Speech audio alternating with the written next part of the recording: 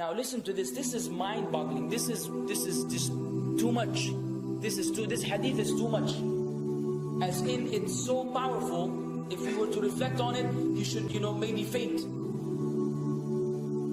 When Allah loves a slave, He calls on Jibril. Who's Jibril?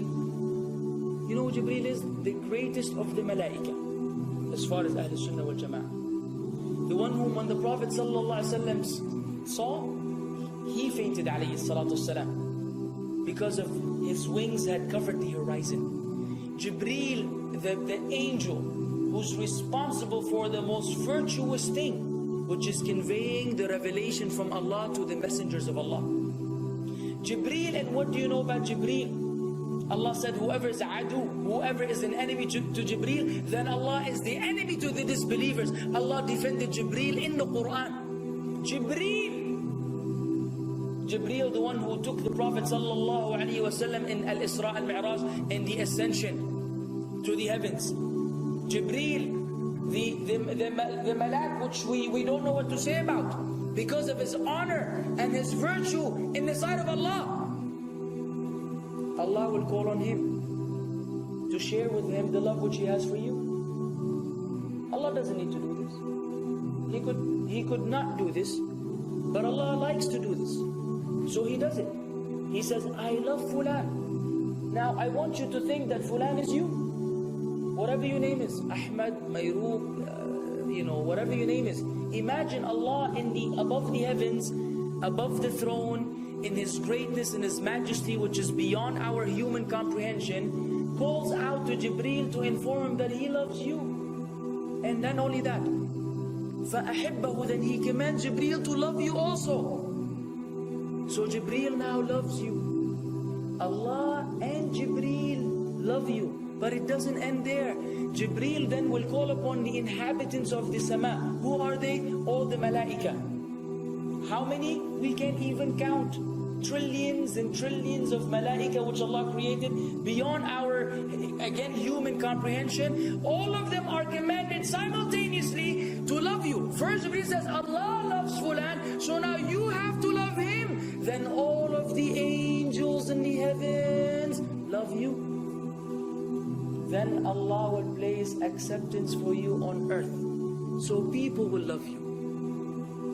Not everyone. You may be saying, why do I have enemies?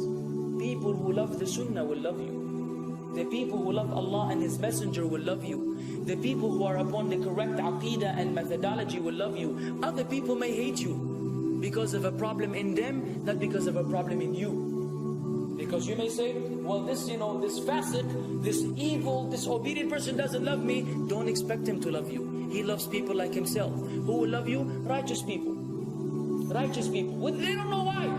They don't even know why. You've never even given them $1 or a rial or a pound. You've never done anything for them. Maybe you scream at them. Maybe you do other things. It's Allah. Why? Because Allah had loved you first, then Jibril had loved you first, then the malaika loved you afterwards, then Allah put acceptance for you on earth, so people have no choice but to love you. We ask Allah to make us among them. Now what better than that? What else do you want? What else do you want? What? If you're a person whom Allah loves, in every movement you go, you do, you stray, you sleep, whatever you do, you are among those whom Allah loves and Jibreel loves and the angel loves. What else do you want, ya akhi? You're guaranteed success in this life and in the life to come. Guaranteed. No way Allah will punish you. No way. No way Allah will punish someone whom He loves. But the hadith doesn't stop. The hadith has a very saddening continuation, which we should seek refuge with Allah from. وَإِذَا أَبْغَضَ عَبْدًا, and if Allah hates a slave, He also calls on Jibril. And He informs Jibril that He hates this person. So He will command Jibril to hate this person. Then Jibril will tell the angels to hate this person. Then Allah will put hatred for him on earth. La ilaha illallah. Imagine you walking upon the planet, the face of the earth which Allah created, while Allah hates you, and the angels hate you, and Jibreel hate you, and the righteous people hate you. What a sad state for a human being. And ikhwan, we could be one of those as well. If you are prideful, arrogant, you are qualified for this hatred, because Allah does not love kulla mutakabbirin jabbar. Allah does not love the arrogant, the prideful. If you go against the sunnah, then Allah does not love those who go against the sunnah. If you don't observe taqwa, and you don't observe ihsan, and you don't observe tawbah and tatahur, then again we are disqualified. If you, many things which we can mention, many things which will bring about Allah's hatred and deprive us of Allah's love. It's a very sensitive situation, meaning right now, you have to be one of these two. Either Allah loves you or He doesn't. But there's always good news, even for those people whom we can be amongst. It's not too late because you're alive.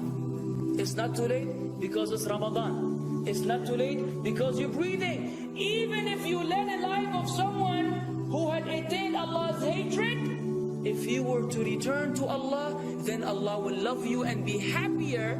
He will be so happy with your tawbah than a man who lost his mount in the desert. Upon it was his food and his drink, and then he waited under a tree for death.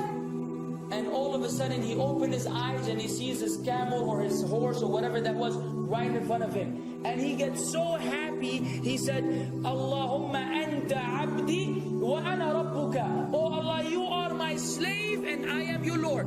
Kufr. He said a statement of kufr, but the Prophet ﷺ said, أَخْطَأَ مِنْ شِدَّةِ الْفَرَحِ. He made a mistake because he's so happy. You know when you're so happy that you may say things against what you want to say? When you're so happy that you just, you say words that mean nothing to anyone? Allah is happier when you return to Him than that person. What else do we want? For how long are we going to stay away from Allah? For how long are we going to lead the life of the heedless? For how long are we going to go against the sunnah? What are you waiting for? Death? Death. حتى إذا جاء أحدهم الموت قال رب ارجعون لعلي أعمل صالحا فيما تركت كلا. Until when death comes to one of them, you say, oh Allah, allow me to return so that I may do good in that which I left behind. And it will be said to him, no. It's only a word. إِنَّهَا كَلِمَةٌ هُوَ قَائِلُهَا. It's nothing but a wish and a word he will have. It will not be fulfilled. Let us not wait for death, ya akhwan. If each one of us here, by Allah, if each one of us here acted upon the sunnah, lived according to the sunnah, and invited people to the sunnah, and enjoyed what is good, and forbade what is evil, wallah, we will make a major change in the city in which we live. And if Muslims here and this all over the world had that same attitude, then we will change the condition of the whole ummah. So no enemy can come and play games with us. Because Allah will defend. إِن تَنْصُرُ اللَّهِ يَنْصُرْكُمْ وَيُثَبِّتْ أَقْدَامَكُمْ. If you aid Allah's deen, Allah will aid you and will keep your feet firm. But we don't even live according to the sunnah, let alone be given victory over the enemies. So we're being humiliated in everywhere we go in the world. So let us make that change. Now that Ramadan is here, now that you've been given this sudden inclination towards good, if we don't succeed, if we don't take advantage of this month, wallahi, we are losers. If Ramadan ends and you are the same way you were before Ramadan began, then one of us is a loser. If we don't return to Allah after Ramadan, then we are losers as well. So tonight, bi-idhnillah, always on our mind, attaining Allah's love, acquiring Allah's love, fetching for the sunnah, and acting upon it whenever we're able to do so.